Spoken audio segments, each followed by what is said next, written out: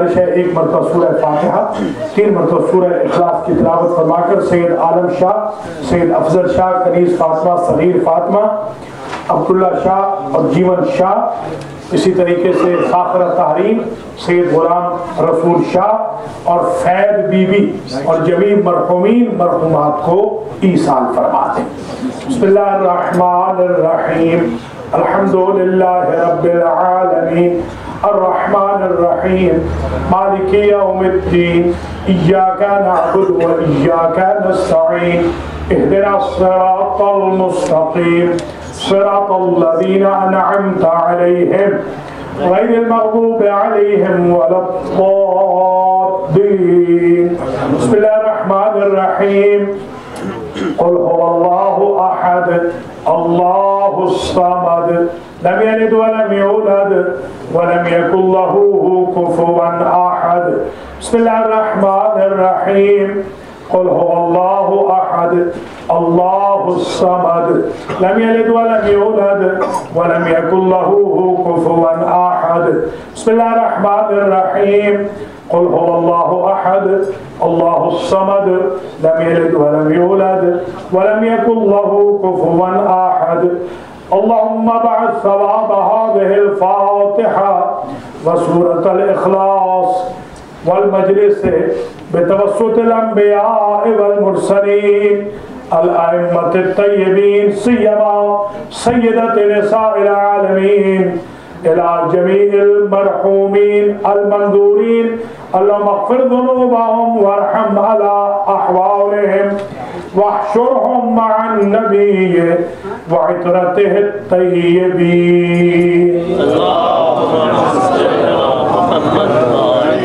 أعوذ بالله من الشيطان الرجيم، بسم الله الرحمن الرحيم، الحمد لله رب العالمين، الصلاة والسلام على سيد الأنبياء والمرسلين سيدنا ومولانا أبي القاسم محمد،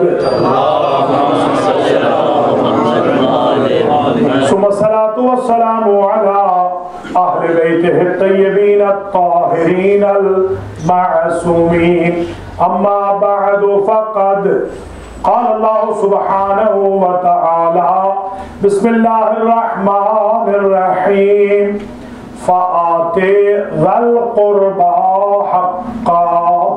صلاة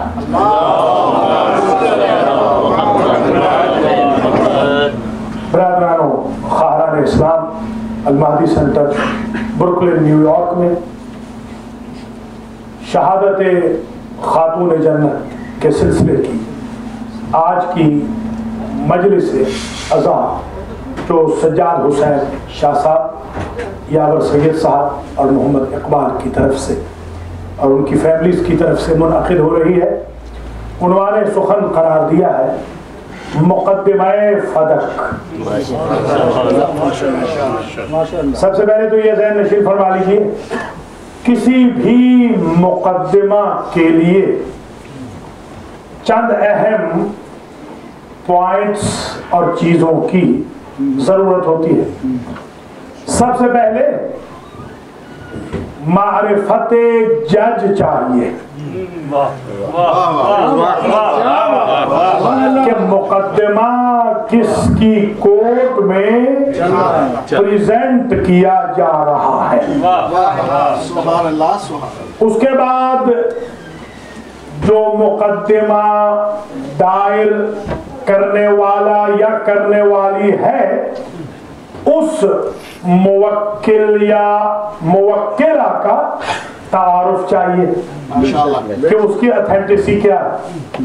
پھر جو ایکیوزڈ ہے، ملزم ہے، اس کا انٹروڈکشن چاہیے کہ آپ پہلے بھی وہ اسی قسم کے کرائمز میں ملوث رہا ہے یا آج پہلی مرتبہ اس نے ارتکاب جرم کیا۔ پھر جرح و بحث کی ضرورت ہے وٹنسز پہ، گواہوں پہ، کہ گواہ معتبر ہے یا نہیں، ان کا تعارف کیا ہے. اور اس سے پہلے چاہیے FIR مقدمے کی ابتدائی رپورٹ جس کے اوپر گواہی طلب کی جائے گی اور جس موقف کو موکل بیان کرے گا اور جس موقف پر بحث ہوگی. تو یہ چند چیزیں بڑی امپورٹنٹ ہیں. اگر جج عادل نہ ہو تو مقدمے کا جینون ہونا ثابت ہی نہیں ہوتا. مقدمہ فدق کی فائل جب بھی تیار کی جائے یہ نہ لکھا جائے کہ سیدہ in the court of ruler، بلکہ لکھا جائے Syeda versus ruler in the court of Allah. Fatima نے یہ مقدمہ اس حاکم کے سامنے پیش نہیں کیا، ورنہ سقیفہ میں جاتی خانہ خدا میں پیش نہ کرتی. خانہ خدا میں پیش کر کے ثابت کر دیا کہ میرا قاضی اللہ ہے، اکیوزڈ میرا حاکم ہے. میں حاکم کہہ رہا ہوں، اس جملے کی قدر کیجئے گا. حاکم اکیوزڈ ہے، حکم اللہ ہے. قاضی جج اللہ ہے جس کے ہاں احساسات ہی نہیں ہے کہ یہ تصور بھی کیا جا سکے کہ اس کے ہاں سے ذرہ برابر بھی کوئی کوتاہی ہوگی. اس لیے کہ نہ اسے اونگ آتی ہے، نہ نیند آتی ہے، نہ اس کا کوئی رشتہ دار ہے، نہ اس کی کوئی ضروریات ہے. اور وہ ایسا قاضی ہے کہ پہلی مرتبہ فیصلہ نہیں کر رہا، ہر قوم کے نالائقوں کو سزا دیتا رہا.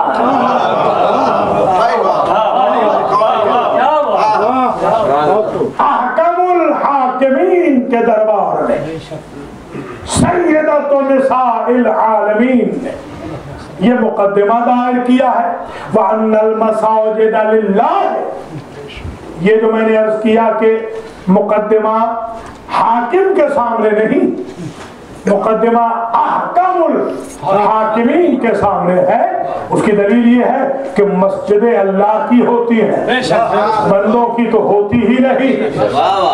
یہ مقدمہ پیش کیا ہے اللہ کی مسجد میں. اگر رولر کو جج تصور کیا جائے تو قباحت لازم یہ آئے گی کہ پھر وہ رولر جسٹ بھی ہو، عادل بھی ہو. حالانکہ اسے عادل تصور کرنا اس سے الزام کی براءت کی دلیل ہے.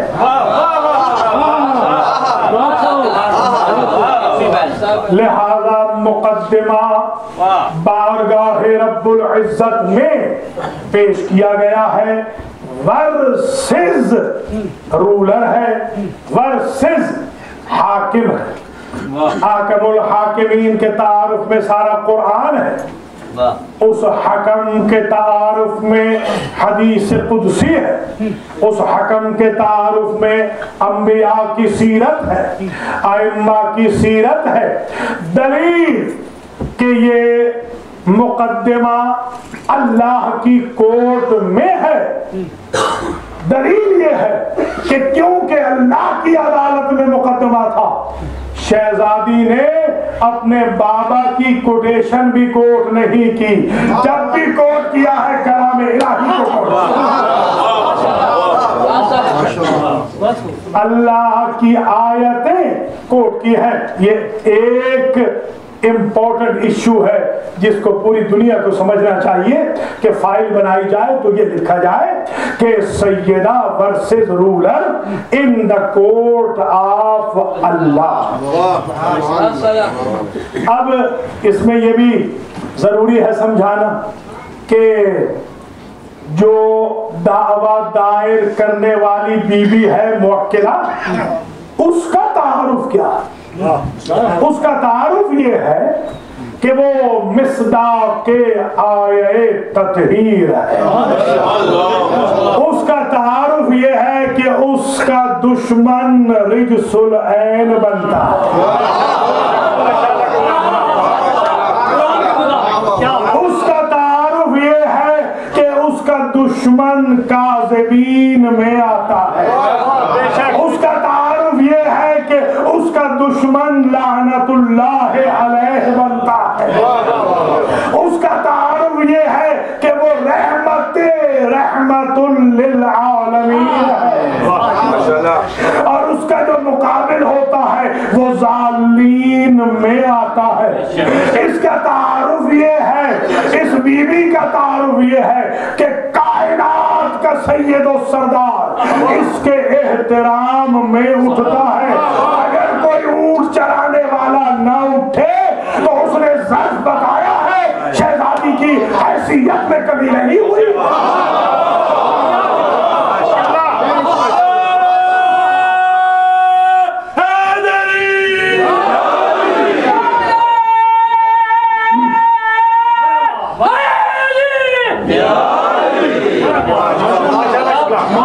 اس معظمہ کا تعارف یہ ہے کہ جنت اس کی اسی طرح ملکیت ہے جس طرح فلک اس کی ملکیت ہے. اور قرآن کہتا ہے تلک الجنت التی نورث من عبادنا من کان تقیا. ہم یہ جنت دیں گے متقیوں کو مگر دیں گے وراثت میں. جنت ملنی ہے وراثت میں. اس بی بی کا تعارف یہ ہے کہ یہ وارث جنت نہیں ہے، یہ مالک جنت ہے.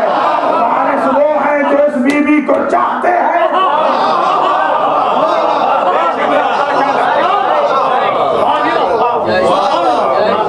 جنت ملنی ہے وراثت میں اور یہ مالک کے جنت ہے.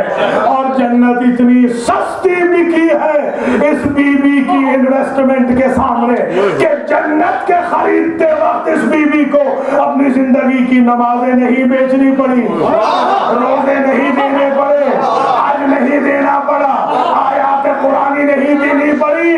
جن روٹیوں پہ اس کے ہاتھ لگ گئے وہ قیمت جنت بن گئی.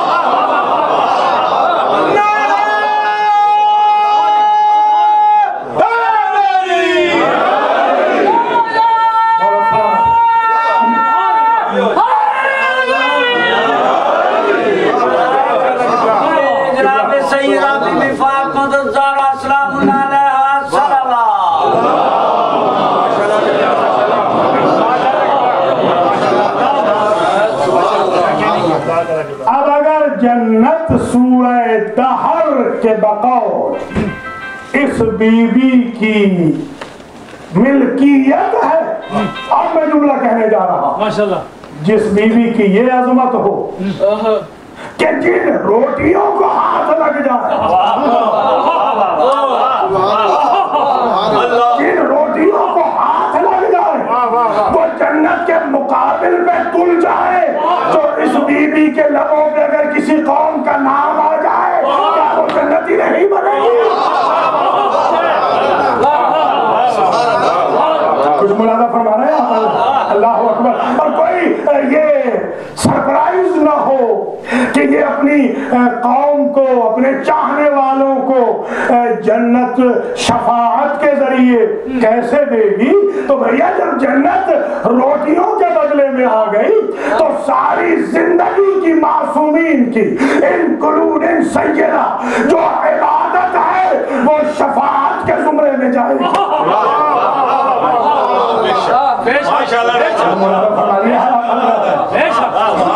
کسی کو اس میں حیرت نہیں کرنی چاہیے. یہ جو پریزنٹ کرنے والی مدعیہ ہے، اسے آپ اپنی اصطلاح میں کہتے ہیں مدعی، اس مقدمے کا مدعی یا مدعیہ، جو اس مقدمہ فدق کی مدعیہ ہے. اس بی بی کا تعارف یہ ہے کہ اس بی بی کی چکی چلانے کے لیے اقابیل فرشتہ آتا ہے اور اس کے بچوں کے گہوارے جھلانے کے لیے جبریل آتا ہے.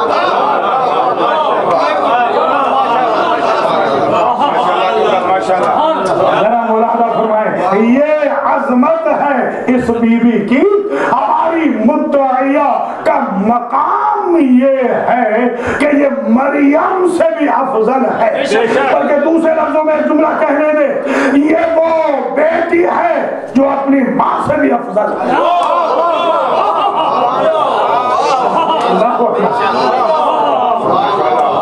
ذرا ملاحظہ فرمائیں کہ اس بیٹی پر آپ کو اندازہ ہوا ہوگا، ذرا غور فرمائیے گا کہ کوئی بیٹی کسی نبی کی ماں نہیں کہلائی، صرف فاطمہ اپنے بابا کی ماں کیوں کہلائی کہ یہ وہ بیٹی ہے کہ جس سے ماں بھی بڑھ نہ سکی۔ اللہ اکبر، اس کی ماں بھی منزل میں اس سے بڑھ نہ سکی۔ یہ ہماری مدعیہ کا مختصر سا تعارف ہے، ابھی تو گفتگو انشاءاللہ چلتی رہے گی اگلے سالوں میں بھی، اور یہ آج میں پہلی تقریر کر رہا ہوں، اگر زندگی رہے اللہ طول حیات دے سب کو، 10 سال مسلسل اسی مجلس میں ہم مقدمہ فدق کی بحث کو کرتے رہیں گے انشاءاللہ۔ آج تو یہ انٹروڈکٹری بحث ہے، ذرا پرائمری بحث کو توجہ کے ساتھ سماعت کیجیے گا۔ آج کی بحث میں ذرا تعارف کرانا ہے گواہوں کا بھی، کیونکہ گواہوں پہ جرح و بحث ہوتی ہے کہ گواہوں کا لیول کیا ہے، گواہ کہیں پیسہ لے کے تو نہیں آئے ہیں، گواہ کہیں ڈس آنیسٹ تو نہیں رہے ہیں۔ تو یاد رکھ لیجئے شہزادی کا کیا کہنا، شہزادی نے وہ گواہ چنا، ایک وہ گواہ چنا کہ جو حکم کے ساتھ، توجہ رہے، جو قاضی کے ساتھ، جو جج کے ساتھ، حاکم الحاکمین کے ساتھ محمد کی رسالت کا گواہ رہ چکا۔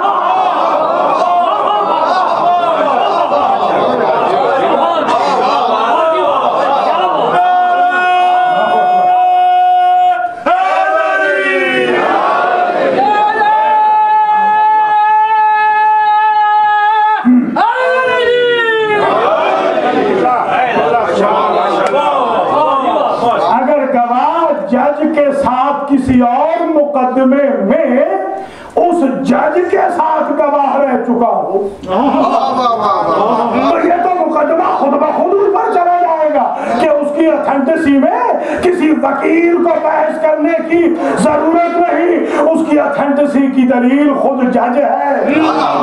اللہ اکبر۔ وَيَقُولُ الَّذِينَ كَفَرُوا لَسْتَ مُرْسَلًا قُلْ كَفَىٰ بِاللَّهِ شَهِيدًا بَيْنِي وَبَيْنَكُمْ وَمَنْ عِندَهُ عِلْمُ الْكِتَابِ، کہ رسالت کی گواہی میں اللہ کافی ہے اور وہ کافی ہے جس کے سینے میں علم الکتاب۔ تو یہ گواہ، ایک گواہ تو وہ ہے۔ اب ایک ٹیکنیکل مجبوری یہ تھی کہ شریعت میں گواہ ہوتے ہیں دو، اور دونوں کو ایڈلٹ ہونا چاہیے، اگرچہ انفیلیبل پرسنالٹیز میں ایڈلٹ کی بحث نہیں آتی، اس لیے کہ وہ ایڈلٹ ہو یا نان ایڈلٹ ہو، وہ شکم مادر سے باہر ہو یا اندر ہو، وہ امام ہوتے ہیں۔ مگر جہاں بی بی مقدمہ دائر کرنے جا رہی تھی، یہ تو وہ ہے جنہوں نے ان کے بابا کو ٹارچر کیا تھا، ان کے بابا کی بہت ساری گواہیاں جھٹلائی تھی، تو اس لیے بی بی نے بڑے کیل کانٹے سے مضبوط گواہ چنے کہ اگر میرے حسنین کو یہ ریجیکٹ کر دے کہ یہ ابھی ایڈلٹ نہیں ہے تو دو عورتیں مل کے بنتی ہیں ایک گواہ، ایک مرد کے مقابل پہ ایک تو علی جیسا گواہ ہے، دوسری ام ایمن کو لے جاتی ہوں، اسما بنت امیس کو لے جاتی ہوں۔ کسی کو نہ اسما کی عدالت پہ شک ہے نہ ام ایمن کی عدالت پہ شک ہے، اور مقدمہ ہے وراثت کا، تو ام ایمن کو لے کے چلی جاؤ جس کا وجود ہی دلیل وراثت ہے۔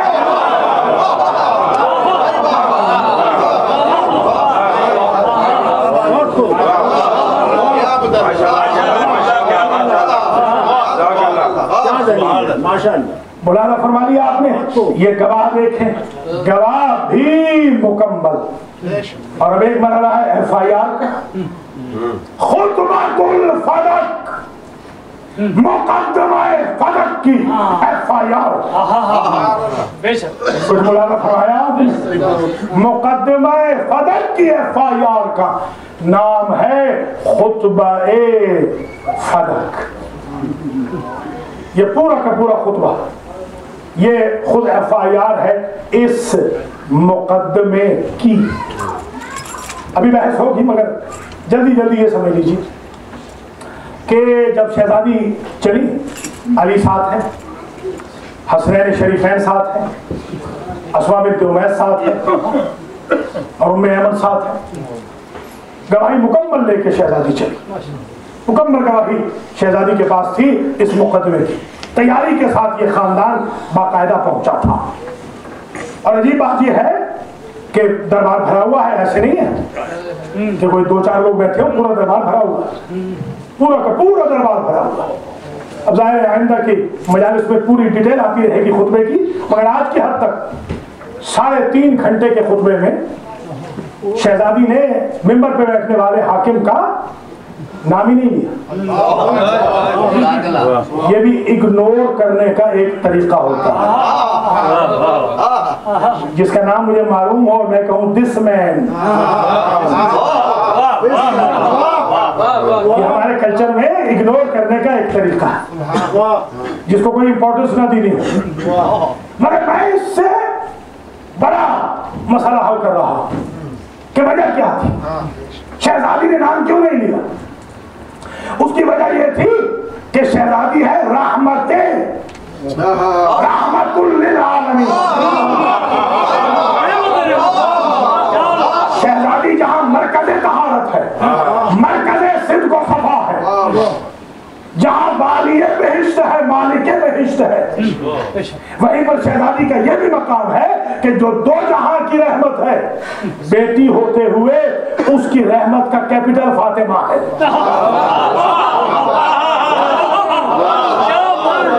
سمجھنے کی کوشش کیجیے گا. تو بیوی ہے مجسم رحمت.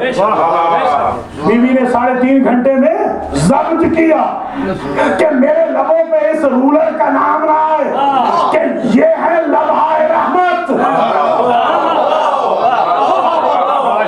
یہ ہے لمحہ رحمت، کہیں اس کے عذاب میں تخفیف نہ ہو.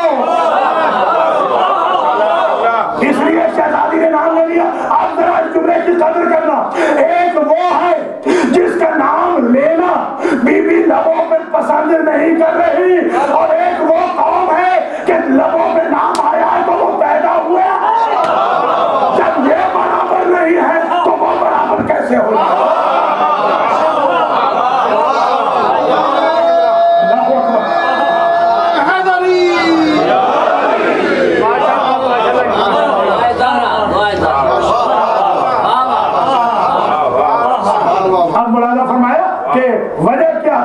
ضبط کیوں کیا؟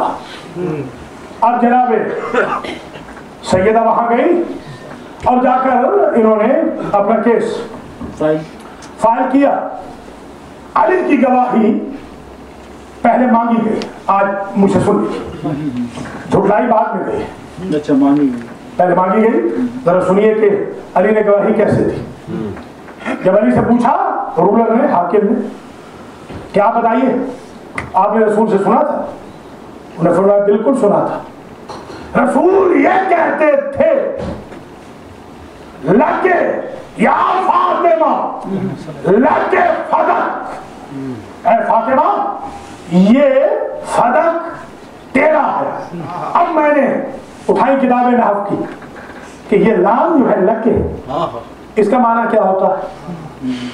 اگر کہیں لام، آج جملہ سن لیجیے مجھ سے، اگر کہیں لام کسی اور معنی میں استعمال ہو تو بے شک انکار کر دیجیے گا، مگر ایسی لام المال لزید، جب مال کے ساتھ، پراپرٹی کے ساتھ عربی میں لام آتی ہے تو الدال علی الملکیت ہے.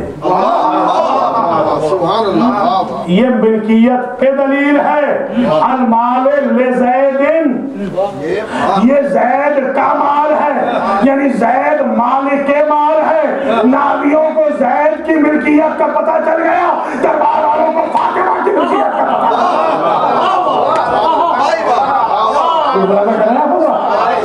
ذرا بائسنس دیکھے، تعصب دیکھے. آپ ذرا غور کریں پریجوڈیزم پہ، بائسنس پہ، تعصب پہ. حالانکہ حضور تو یہ کہہ کے گئے ہیں کہ یہ ہے ہی ملکیت فاطمہ۔ پھر سوال یہ ہے کہ اگر جو صاحب ممبر والے ہیں، جو حاکم ہیں، رولر ہیں، وہ تو اتفاق سے خود مال لے چکے ہیں حضور سے، اور جب ان کو ایکیوز کیا جا رہا ہے کہ آپ نے غصب کیوں کیا ہے میرا مال، تو اس وقت وہ خود حضور کا جو دیا ہوا مال ہے اسے واپس نہیں کرتے۔ جب انہوں نے یہ کہا، ذرا توجہ رکھیے گا، جب انہوں نے یہ فرمایا، کہا، جب انہوں نے ممبر سے یہ کہا کہ کیا کریں، نحنو معاشر الانبیاء، آپ کے بابا کہہ کے گئے تھے ہم جو انبیاء کا گروہ ہے، لا نرث ولا نورث، نہ ہم وارث بنتے ہیں نہ ہم وارث بناتے ہیں، کل ما ترکناہ صدقہ، ہم جو کچھ چھوڑ کے جاتے ہیں یہ صدقہ ہوتا ہے۔ اب میں بعد میں طے کروں گا ابھی، مگر ایک جملہ تو ثابت ہو گیا کہ ممبر پہ بیٹھنے والے کو اتنا شعور تو تھا کہ ہدیے والے اور ہیں، صدقہ ہوگا۔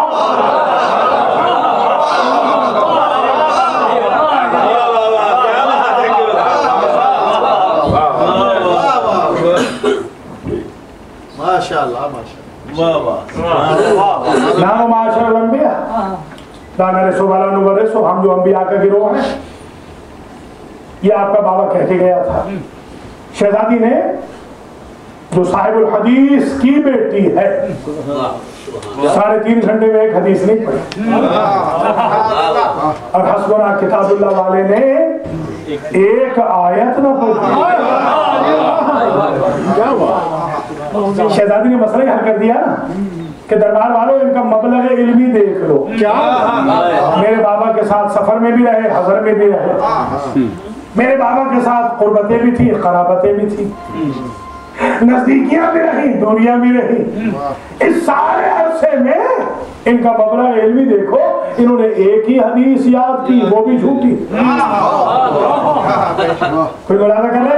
اور ایک بات اور بھی بیوی نے طے کر، بیوی ایک حدیث نہ پڑھ کے، ابھی آیتیں پڑھتا ہوں، آیتیں پڑھ کے ایک مسئلہ اور ثابت کر دیا کہ جب میرا بابا کہہ رہا تھا ایتونی بقلم وقرطاس ودوات اکتب لکم، میرا بابا جب تمہیں حدیث دینا چاہتا تھا تو تم نے اس وقت کہا تھا ہمارے لیے کتاب کافی ہے۔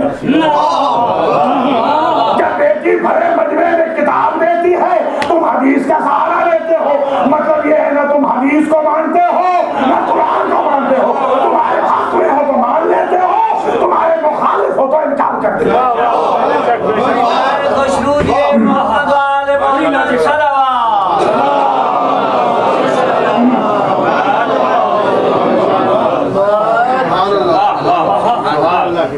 اس نے حدیث پیش کی، شہزادی نے آیت پڑھی، بابا نے کہا سلیمان داؤد، سلیمان داؤد کے وارث بنے، حاکم یہ بتا دونوں نبی ہیں،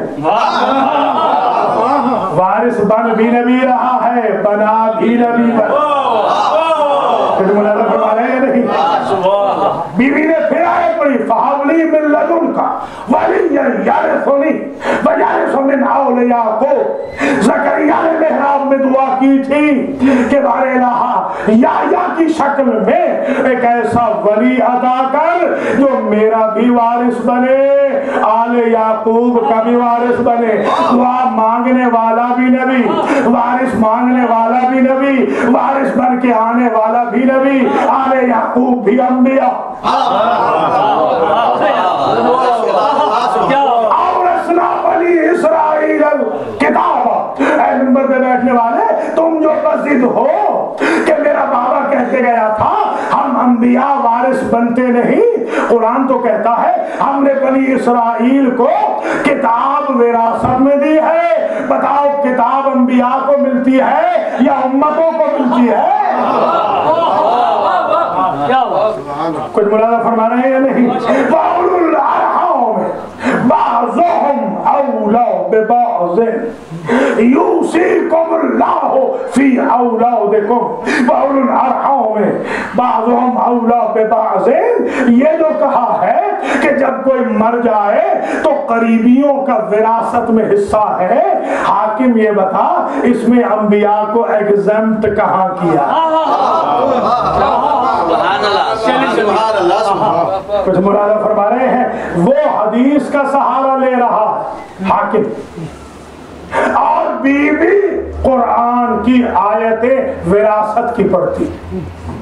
بڑا عرصہ میں نے سوچا کہ اس میں کوئی اور پہلو کیا نکل سکتا ہے اس مقدمہ فتح میں، کہ کیوں بی بی نے اتنی وراثت کی آیتیں پڑھی؟ تو بتانا یہی تھا کہ جنت تو ملنی ہے وراثت میں، اور یہ صاحب وراثت کے منکر ہیں تو جہنمی ہونا تو ثابت ہو گیا نا۔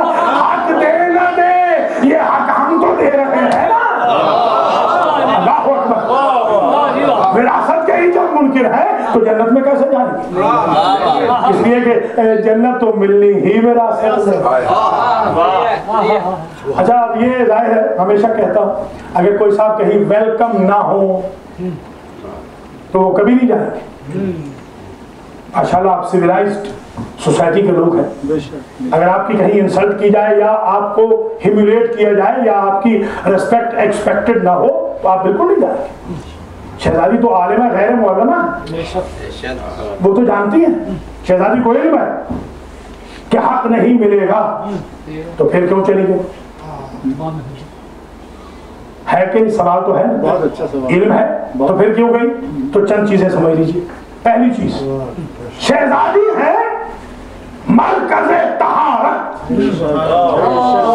یہ بتانے چلی گئی کہ اگر ہم طاہر ہیں تو ہمارے حق کو تلف کرنے والا رجس ہے۔ رجس کی ہے توجہ ہے، رجس کہتے ہیں نجس کو، اور نجس کی دو قسمیں ہیں، ایک نجس جو متنجس ہو کے ہو، ایک نجس جو نجس العین ہو۔ ایک نجس ہے، ایک نجس العین ہے، ایک رجس ہے، ایک رجس العین ہے۔ رجس وہ ہے جو کسی کے بہکاوے میں آ جائے اور انہیں چھوڑ دے، اس کی توبہ قبول ہے، اور نجس العین کی طرح جو ان کو ٹھکرا دے وہ رجس العین ہو جاتا ہے۔ نہ دنیا میں توبہ قبول ہے نہ عقبہ میں توبہ قبول ہے۔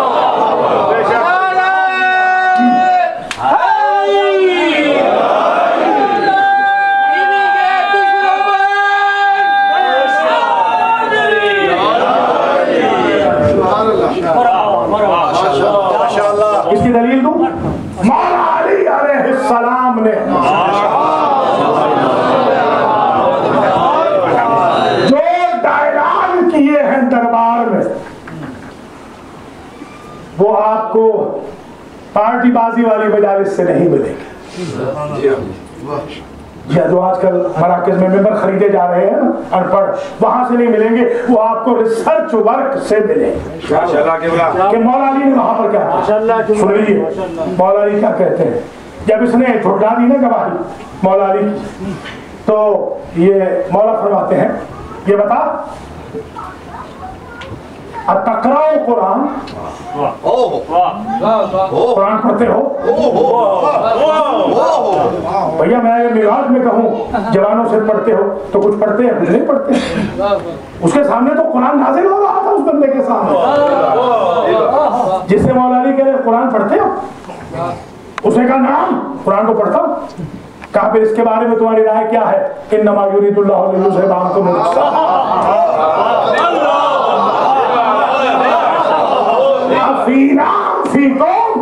بتاؤ گھر دربار میں یہ آیت تطہیر ہمارے لیے ہے یا تمہارے لیے ہے؟ اللہ اکبر، نعرہ تکبیر، نعرہ رسالت، یا رسول اللہ، حیدری،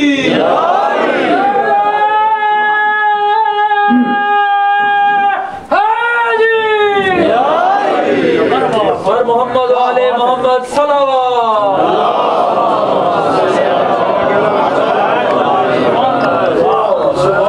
اب ایک جملہ ہے ذرا میں کاٹ چھانٹ کے کہہ رہا ہوں تاکہ آپ تک پہنچ جائے، یہ اس کی ضرورت ہے آج پہنچانے کی مولا علی فرماتے ہیں تو پھر بتاؤ آیت تطہیر تمہارے بارے میں نازل ہوئی یا ہمارے بارے میں نازل ہوئی؟ یہ بیوی جو حق مانگ رہی ہے یہ مصداق طہارت ہے کہ نہیں؟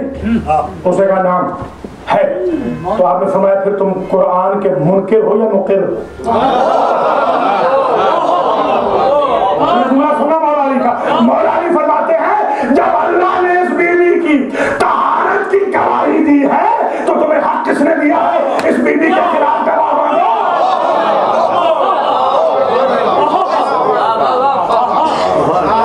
تمہیں کس نے حق دیا کہ اس بیوی کے خلاف گواہ مانگو؟ اور اگر تم لوگوں کی گواہی کو سنیے جملہ مولا علی کا, اگر تم لوگوں کی گواہی کو اس بیوی کی گواہی پر پریفر کرو تکون من الکافرین تو پھر تو کافروں میں سے ہوگا.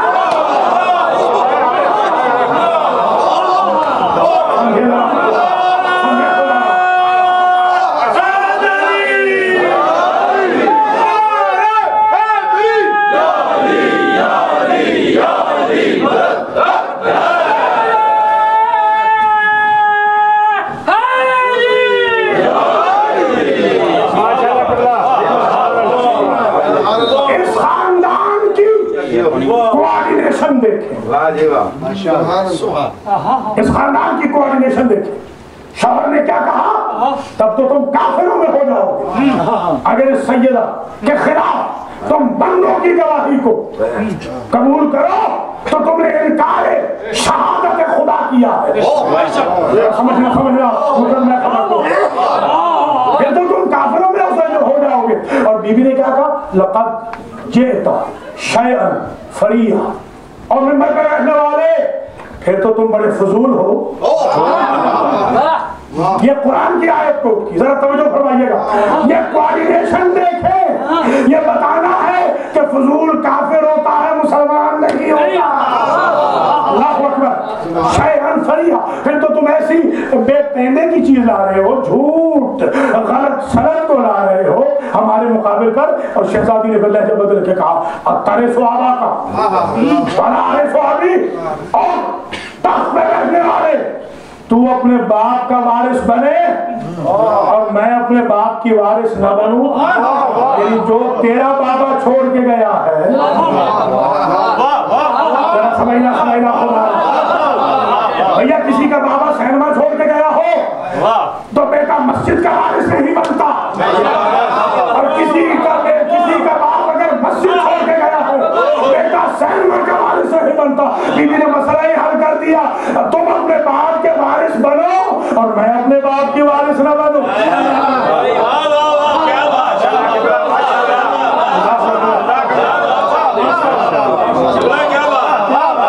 ابھی بحث آگے آئے گی مگر میں یہاں رک رہا ہوں. التزامو, یا تم یہ گمان کرتے ہو ان اہل ملتین لا یتوارثا, کہ دو مختلف مذاہب کے جو لوگ ہوتے ہیں, باپ اور بیٹی, باپ اور بیٹا, ولی اور وارث, اگر وہ دو مختلف مذاہب کے ہوں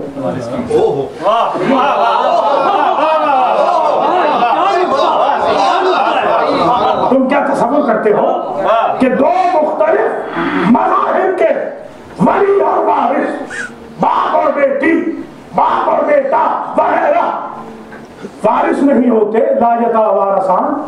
اب یہ جملہ ایسا ہے اہلیان عراق آپ کے توسط سے کائنات سنتی رہے جب تک رہتی دنیا رہے. بیوی کہتی ہے اولست انا و ابی من اہل ملت واحدہ, کیا میرا اور میرے بابا کا مذہب ایک نہیں؟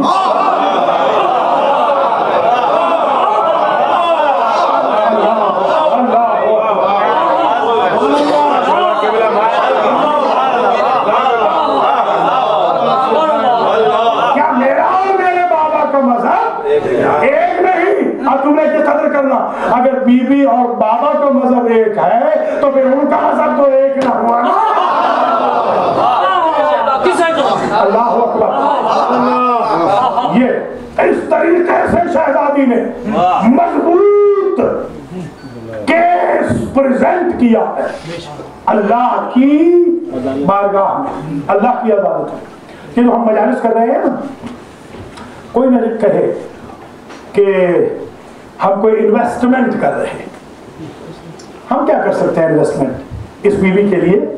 یہ مجالس ہم اس لیے کر رہے ہیں کہ ہم اندراج مقدمہ کے گواہ بنتے رہیں. کیا جملہ ہے، ماشاء اللہ. کچھ ملازم کیا ہے یا نہیں؟ کیسے جملہ کہوں گا؟ قدر کرنا. جس طرح روٹیاں جنت کی گواہ ہے، ہمارا وجود شفاعت کا گواہ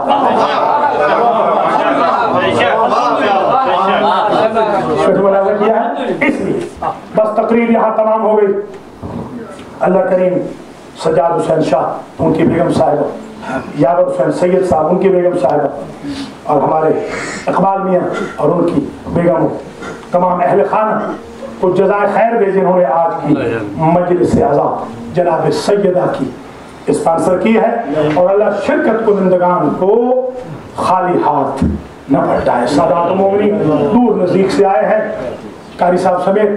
اللہ کریم محمد و آل محمد کے صدقے میں، بی بی پاک کے صدقے میں کسی کو یہاں سے خالی نہ پلٹائے. یہ گفتگو اگلے سالوں میں یہیں سے آگے چلتی رہے گی. مگر ایک جملہ آج کہنا، اس کی قدر کرنا تو اگلے سال تک یہ یاد رہے. اگلے سال یہیں سے مقدمہ صدق نمبر 2. بیوی اگر نہ جاتی تو کون سی قیامت ٹوٹ پڑتی؟ مقدمہ دائر کرنے نہ جاتی. بہت سارے آپ کے ساتھ بہت سارے مظالم ہوتے ہیں، آپ مقدمہ دائر نہیں کرتے. نہ کرتی تو کیا حل تھی؟ ایک حل جو میں سمجھتا ہوں، بیوی وہاں گئی جہاں سنت رسول یہ تھی کہ کلما جاءت فاطمہ قام رسول اللہ. جب کبھی فاطمہ آتی تو رسول کھڑے ہو جاتے.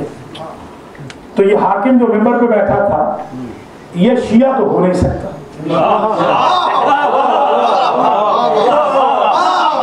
ورنہ شیعوں کے امام کے گلے میں رسی کیوں ڈالتا ہے؟ میکسیمم یہ سنی ہو سکتا ہے اور سنی مسلمان ہوتا. یہی ہمارا اسکول آف تھاٹ. ہماری مجلس میں سنی بھائی بھی بیٹھے ہوئے، بہنیں بھی میری بیٹھی.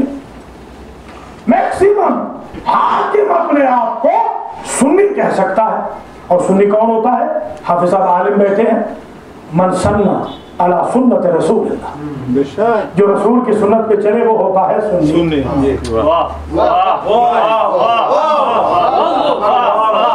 تو بیوی اس لیے چلی گئی مقدمہ دائر کرنے کہ میکسیمم یہ مسلمان ہی تو ہوگا، سنی ہوگا تو دیکھ لیتی ہوں اسی دربار کے سامنے چلی جاتی ہوں، اسی مجمع کے سامنے چلی جاتی ہوں. اگر میرے احترام میں کھڑا ہو جائے تو مسلمان ہے.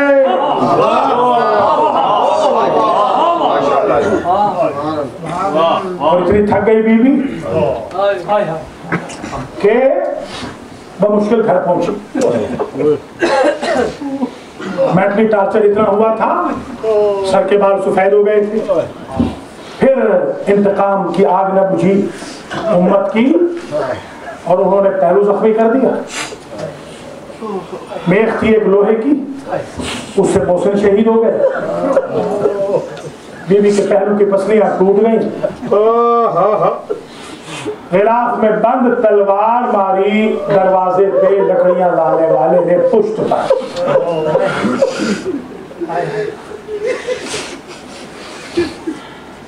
شہزادی جتنے دن زندہ رہیں اتنا ٹارچر ہوا تھا کہ سوائے رونے کے، عبادت اور رونے کے علاوہ کوئی کام نہ.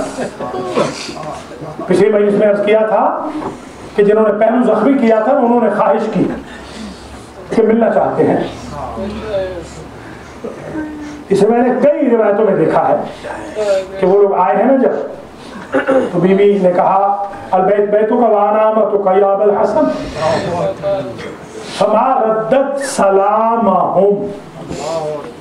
اتنی رنجیدہ خاطر تھی بی بی کہ ان کے سلام کا جواب نہ دیا.